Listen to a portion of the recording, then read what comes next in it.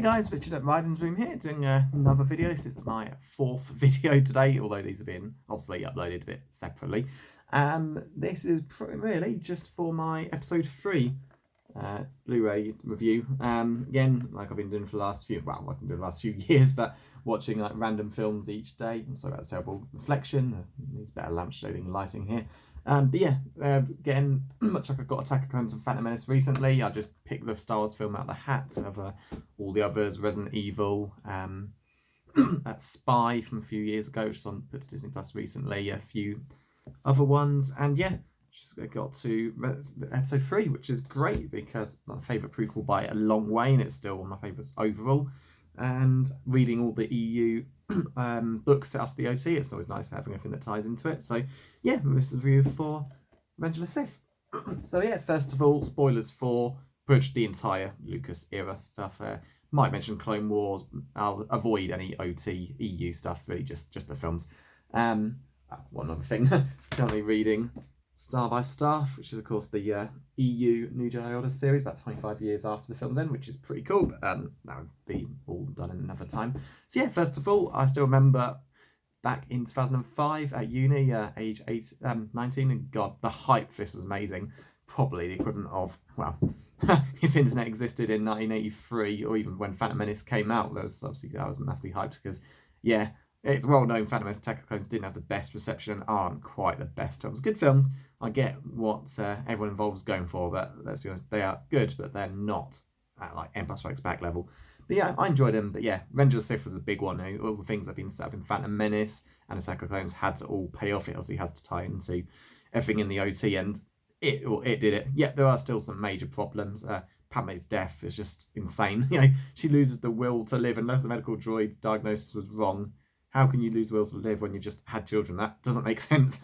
Having Anakin just force strangled her to death or complications during pregnancy would have been much, much better. So yeah, that's my first faults of the film. I know they didn't want Luke and Leia to have a mother, but then this kind of clashes with Return of the Jedi, where Luke has no memory of his mother, but does ask Padme about her real mother, so that's not Bail Organa's wife. And yeah, she has got some memories. This is just as simple as I don't know, Darth Vader telling Obi-Wan he shouldn't have come back. It's obviously something that sounded fine in 1977 and is fine, nothing wrong with it, but working their duel in episode 3 into that with Obi-Wan leaving Anakin, he didn't go back anywhere. It's just something that it's basically doesn't really get followed up on properly. And it's the same sort of thing.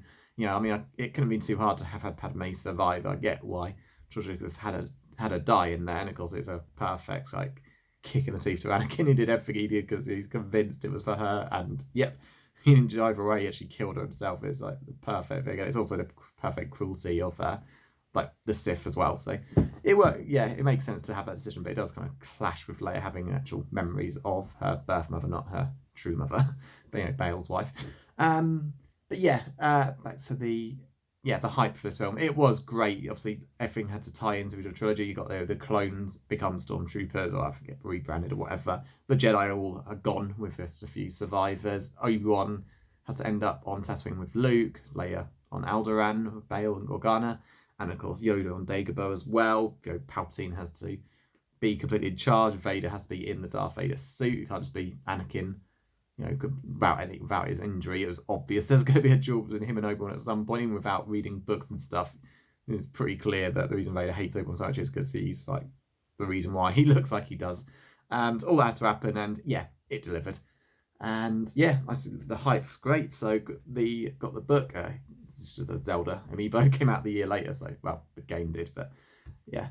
And then the soundtrack. I have since bought the other soundtracks, but this was the only one I bought with the film's release, and it's great.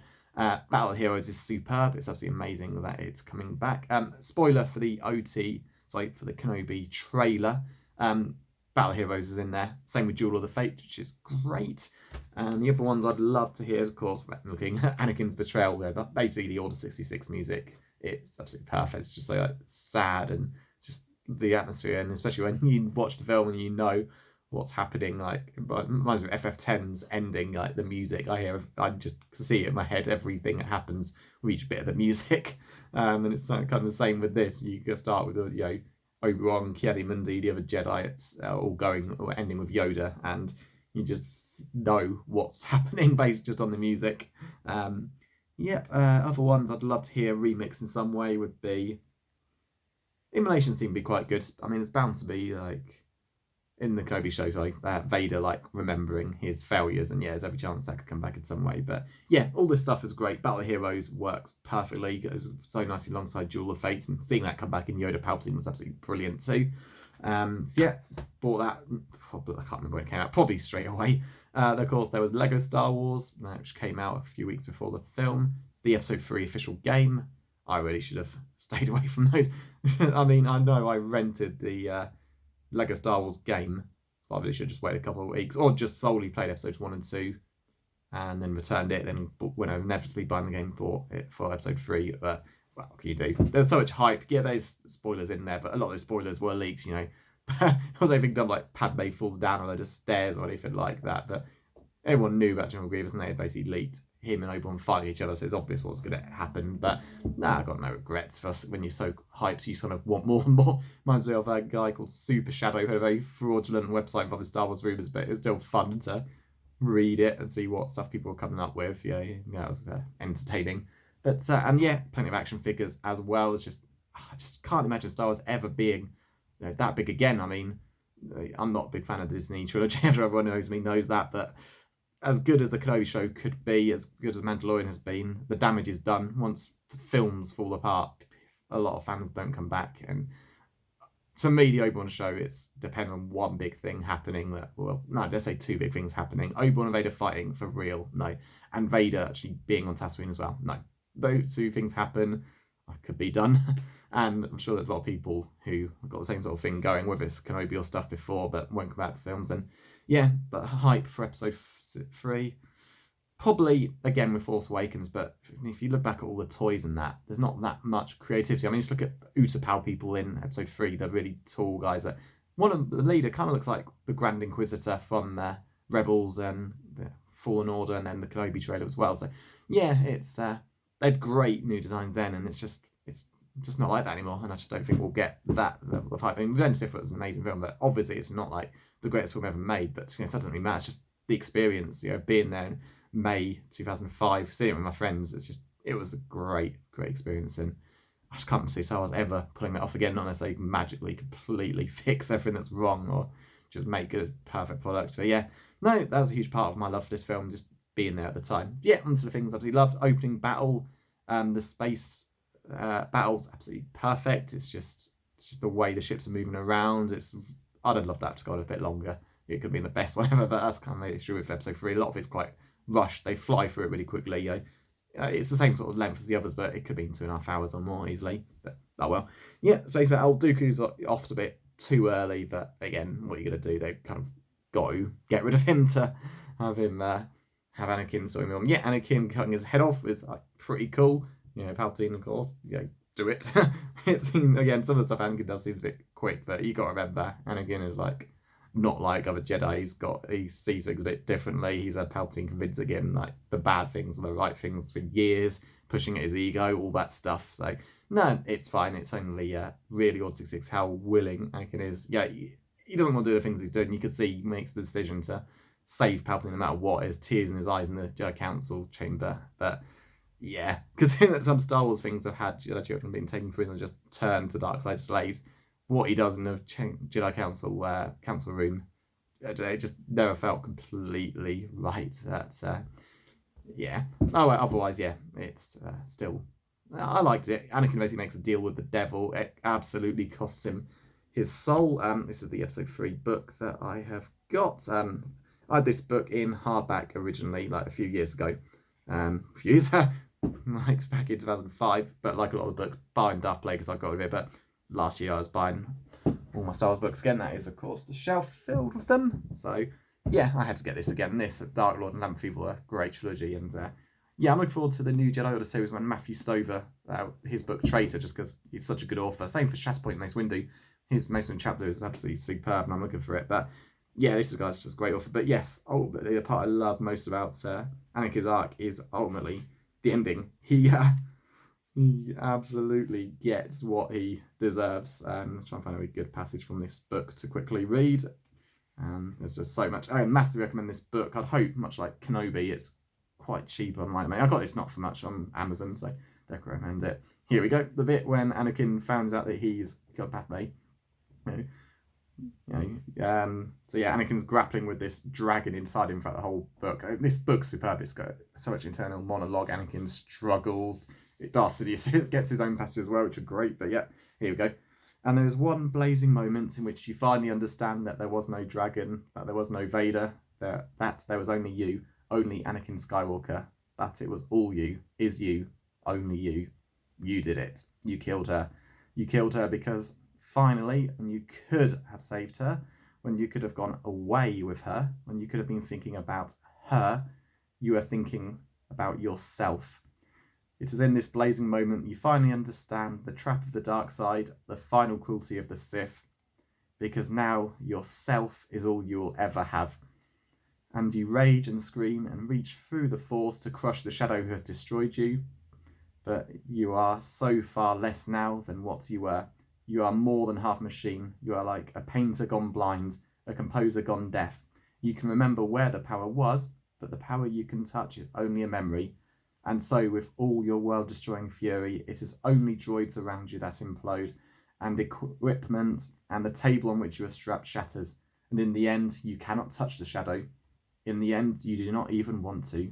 In the end, the shadow is all you have left, because the shadow understands you. The shadow forgives you. The shadow gathers you unto itself, and within your furnace heart, you burn in your own flame. This is how it feels to be Anakin Skywalker forever. Now, that is perfect writing, because that's just it. Anakin had all he's, everything he said, he's doing this for Padme, he's trying to save her. He was doing it all for himself. This is just a perfect thing that happens. It's a theme of so many like heroes who become villains. They always say they're doing this for someone, and they're not. They're doing it for themselves, because that's just it. Even though Anakin had gone way too far with the things he was doing, and it's doubtful whether he could have truly escaped Palpatine once he became Emperor. Wasn't it worth trying? With Padme, she said to him, leave this all behind while we still can. His response is simply, we don't have to run away. Let Palpatine become the most hated person in the galaxy. I'll kill him, and we'll rule the galaxy together. That's also book dialogue. It's a bit expanded on the film. This is ultimately an extended, like a script, an extended version of the film. It's so good. But yeah, that's just it. Anakin realizes it. He was never going to have a future with Padme. She would never forgive him for the things he did.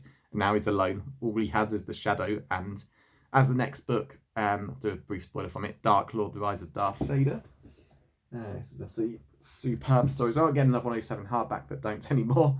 It's pretty much the follow-up from this. So Darth Vader now, truly Darth Vader, more machine than man, etc. In the end, he realizes he's got one thing to live for: revenge. He'll get his own. He can't kill Palpatine, like it said in that one. He's not got the power to do it, so he will have to get help. So anyone who's played the game The Force Unleashed, that's like the general idea. Getting an apprentice. That's why he wants Luke on his side later, because Palpatine's too strong. He can't do it. He's not what he was anymore.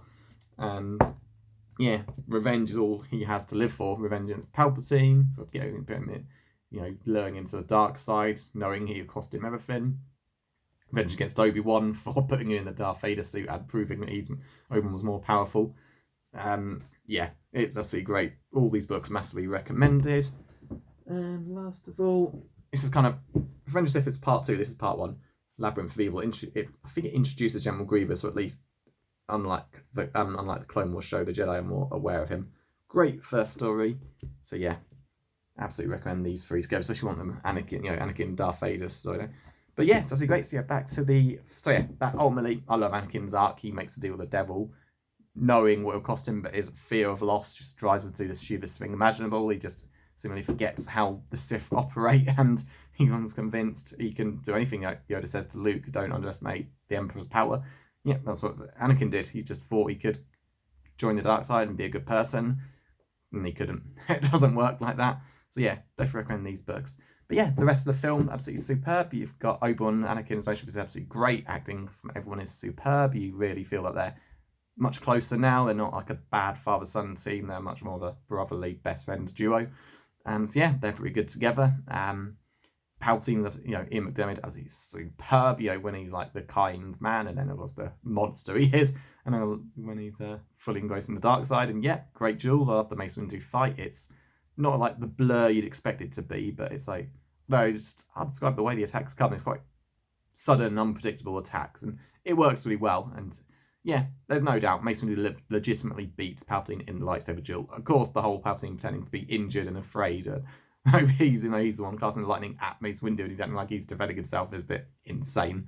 But yeah, there's no question that the duel Mace legitimately won. And yeah, Mace Windu's dead. He got electrocuted in the chest and head. Just watch Luke being zapped in episode 6, Mace Windu. It's like really brutal, and then flung out this like right off into the sky. He's like, yeah, he's not going to survive this. It's just unlike the episode 3 game where you usually do running through your lightsaber, he is shot into this. But this isn't like just being flung down a big drop, which Jedi can. So I know he's electrocuted repeatedly. It's it's not this obsession with bringing back dead Star Wars characters. He died. It showed how powerful Palpatine was, and Anakin's like part in his murder. So no, Mace Windu should not come back. Sam Jackson's a great actor, but that story's over. And again, where would he be later if he had survived this whole time? But yeah, that's absolutely great. Yoda's superb. Again, more amazing CGI animation. Frank Oz is still great with the voice as well.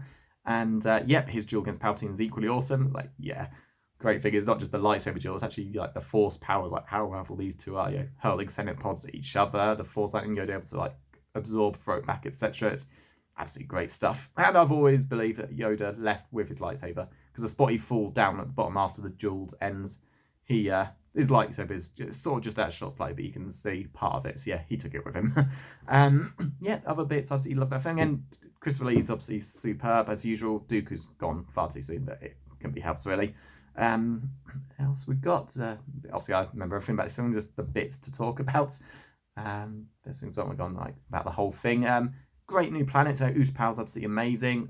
Mustafar, obvious as well. That asteroid planet where Padme gives birth, Polis Massa, looks great. And then Alderaan, amazing to finally see that planet. I'm really hoping if Leia is in the Kenobi show in any way, or Bail Organa is, we see more of Alderaan, because yeah, it's a beautiful place. It just makes it more tragic that it's blown up episode 4 because it just looks so good. And so yeah, that's pretty much all the planets. Obviously Tatooine at the very end, perfect ending shot. I think I remember talking to my friends like, what will the final shot be? Will it be Yoda on Dagobah? Will it be, I don't know, the droids having their memories wiped again? Why was R2's not? But yeah, it was a good shot. The whole twin suns thing, it fits in quite nicely, especially with Luke sort of as a teenager looking at those suns in the next film early on. Yeah, and I suppose episode 4 was apparently going to open with Luke doing that and then seeing the Star Destroyer and Bail Organa's ship. So yeah, perfect ending really for that bit. And of course the other planets during Order 66. The whole snowish planet Maigito that Ki-Adi-Mundi's in. You've got the flowery planet Felucia. And then you got, Cato Neimoidia, where Plo Koon is flying in the sky. And I think Salomencia, I think one of them. Not Adi Gallia, but Stas Ali is on instead. And the hoverbike bit. And then, of course, Kashyyyk with the Wookiees and Yoda. And yeah, as I've just mentioned, all the Order 66 victims. Absolutely love that bit, along with the Anakin's betrayal music. And it's just incredibly well done. The shot when Ki-Adi-Mundi's leading the battle, and the clones stop, and the way the camera seems to pan down on their legs is just superb. I've had that's like a Schindler's List reference when like a bunch of people get gunned down, and I'd have to rewatch the film, but I can imagine so. I mean, Spielberg may have never directed any Star Wars film, but George Lucas is bound to. I mean, there's a shot early in the film when it's like their ship they're on crash lands, and it's like a shot off their faces, like sort of coming into view, and it pans in. I think that's a massive Spielberg homage. So yeah, I wouldn't be surprised if Ki-Adi-Mundi's death is done the same way. And yeah, that's like sad. Or 66. Obi-Wan getting shot down in the book. It's Lizard Boga because it's blown to pieces. Pretty cruel. As in this, it seems like they just shoot the the walkway they're running on. So yeah, Ki-Adi-Mundi, as he senses the betrayal, fights back, but there's too many. Plo Koon, outnumbered in space. And that's what I like. I mean, I remember all the fan fictions in 2005 about how you'll see action scenes with Jedi surviving endless numbers of shots, but let's be honest, it's not like that. And the Force isn't a Marvel-esque superpower. What Jedi can't do, what, I don't know, Thor can in the MCU. There's limits. And yeah, as good as the Jedi Academy were, they're like, I mean, what do you have, like 6 odd clones firing them at once? Same sort of thing with like George Lucas's Jedi Child. There's just, then the clones obviously expert shooters. It's realistic and it's sad, and you do think, oh, could they have fought a lot more? But no, it makes perfect sense. I mean, yeah, and it's just so done so well. The music, or 66, so the beginning with Obi-Wan, them trying to kill him, and then Yoda being like targeted last, and the look when Yoda realizes what's happened. It's, yeah, absolutely superb. Again, grounding Yoda, feeling all these Jedi's deaths as they're happening all around the same time is beautiful. It's just so sad. And yeah, even though all these deaths seems to be happening at the same time, I'm sure Darth Sidious like contact every like clone commander one by one. It just seems more sadistic in character that he'd like revel in personally contacting every single clone commander rather than just repeating the message like, I don't know, 20 times or whatever. But yeah, it's really well done. So yeah, you've got, so yeah, sort of 66 Jedi are gone, with only a few left. Obviously, ones have survived. And in the books, some of the clones have not gunned down the Jedi because they know that's wrong. Obviously, some weren't just near clones at the same time. Someone caused them, but smuggled themselves off. It's obviously there's more. It's insane to think that there's only 2 surviving Jedi. You know, there's plenty more, and all the games, books cover it all. But yeah, it works perfectly.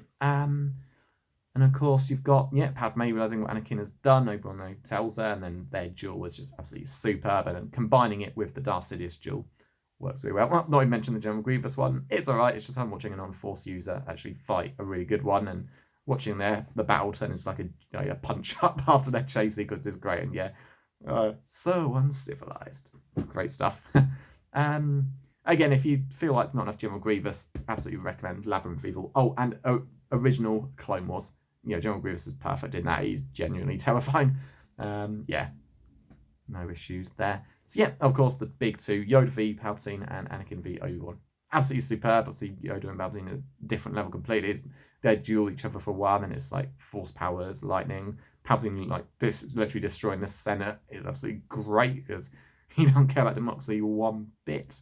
There's even a bit in the book when he tells his stormtroopers to like burn down the Senate building if they have to.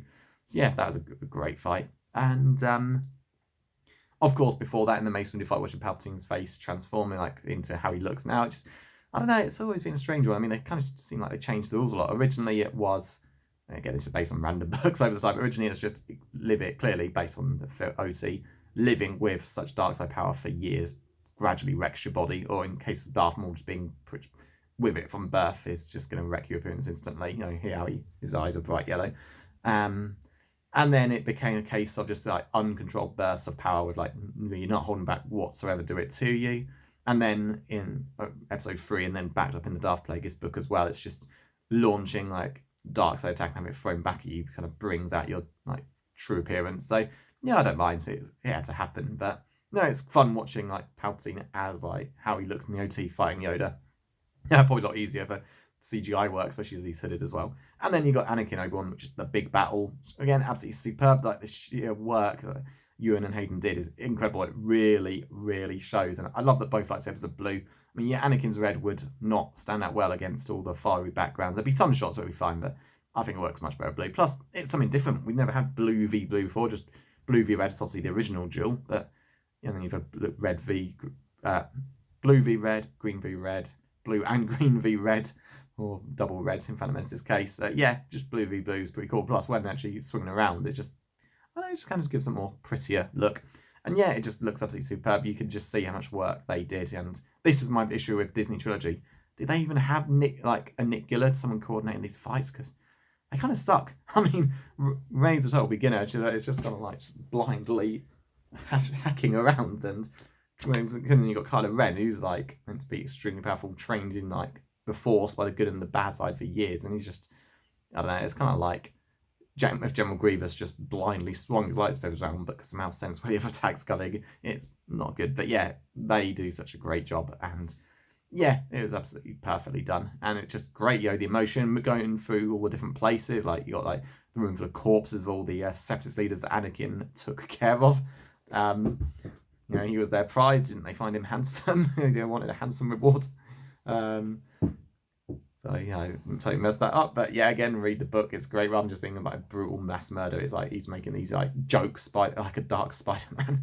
But yeah, the battle going through that room, then going like when the shields get wrecked and all the machinery, but like going across lava and platforms, absolutely great. You know, some of it's a bit mad, but it's Star Wars, it's like space fantasy. But yeah, it's absolutely great. And watching Anakin lose because you can see at the end, you know, Anakin got massive force powers, but there are limits. Same with Yoda and Darth Sidious, and it's the same. Anakin just goes too far. You know, he thinks, yeah, I can easily win, and he can't. He's limited, and yet, bam, arm and both legs cut off, and it's just so well done. You know, obviously Obi-Wan has to take Anakin's lightsaber because he's got to give that to Luke because his father wanted him to have it one day when he got older.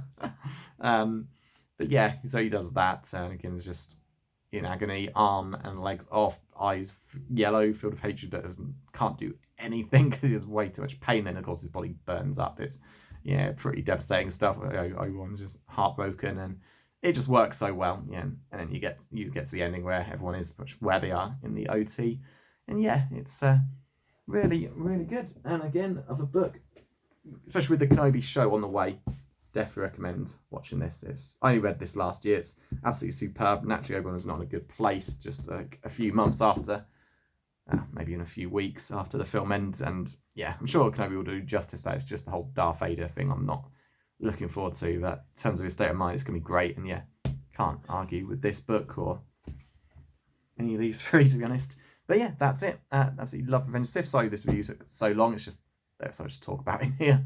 And I don't edit these vids. This is just fairly a lot like live medium recording. And that's it.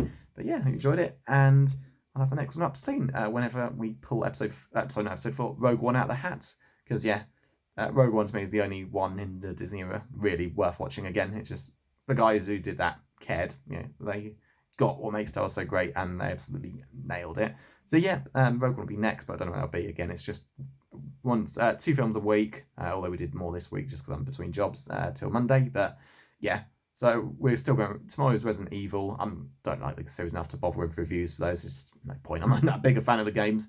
Maybe one day a Resident Evil 4 Wii Edition review. So yeah, whenever Rogue One comes up next, maybe next week, maybe the week after, who knows, after the review for that. So yeah, stay tuned. Still got plenty more reviews. The next Star Wars book when that's done. The next Star Wars book. The next TV show, South Park. Yep, South Park Series 4, which I recorded earlier. Game On as well, and then Father Ted Bottom as well. I'm watching Rick and Morty now. That's coming to Netflix, but again, not a big enough fan of that show to really review it. But yeah, got plenty coming, so please stay tuned. Hope you like my videos. No, it's long, but anyone who loves this film will probably appreciate that. But yeah, have fun, and please like and subscribe if you want. And I'll have the next one up soon. Thank you.